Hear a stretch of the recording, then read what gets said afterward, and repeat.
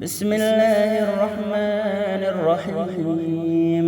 تبارك الذي بيده الملك وهو على كل شيء قدير، الذي خلق الموت والحياة ليبلوكم أيكم أحسن عملا وهو العزيز الغفور، الذي خلق 7 سماوات طباقا ما ترى في خلق الرحمن من تفاؤت فارجع البصر هل ترى من فطور ثم ارجع البصر كرتين ينقلب إليك البصر خاسئا وهو حسير، ولقد زينا السماء الدنيا بمصابيح وجعلناها رجوما للشياطين وأعتدنا لهم عذاب السعير، وللذين كفروا بربهم عذاب جهنم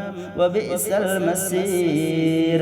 إذا ألقوا فيها سمعوا لها شهيقا وهي تفور تكاد تميز من الغيظ كلما ألقي فيها فوج سألهم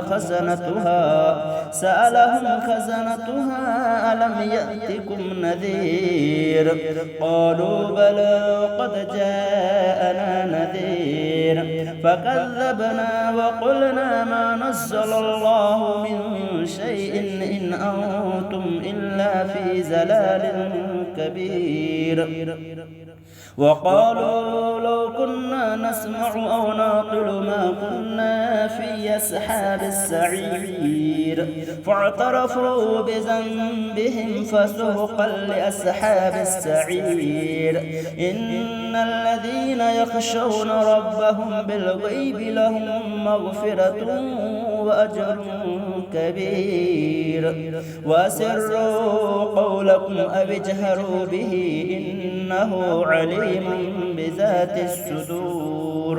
ألا يعلم من خلق وهو اللطيف الخبير. هو الذي جعل لكم الأرض ذلولا فامشوا في مناكبها وكلوا من رزقه وإليه النشور. أأمنتم من في السماء أن يخسف بكم الأرض فإذا هي تمور، أم أمنتم من في السماء أن يرسل عليكم حاسبا فستعلمون كيف نذير. ولقد كذب الذين من قبلهم فكيف كان نكير. أولم يروا إلى الطير فوقهم صافات ويقبضن ما يمسكهن إلا الرحمن إنه بكل شيء بصير. أمن هذا الذي هو جند لكم ينصركم من دون الرحمن إن الكافرون إلا في غرور. أمن هذا الذي يرزقكم إن أمسك رزقه بل لجوا في عتو ونفور. أفمن يمشي مكبا على وجهه أهدى أمن يمشي سويا على صراط مستقيم. قل هو الذي أنشأكم وجعل لكم السمع والأبصار والأفئدة قليلا ما تشكرون. قل هو الذي ذرأكم في الأرض وإليه تهشرون. ويقولون متى هذا الوعد إن كنتم صادقين. قل إنما العلم عند الله وإنما أنا نذير مبين. فلما رأوه زلفة سيئت وجوه الذين كفروا وقيل هذا الذي كنتم به تدعون.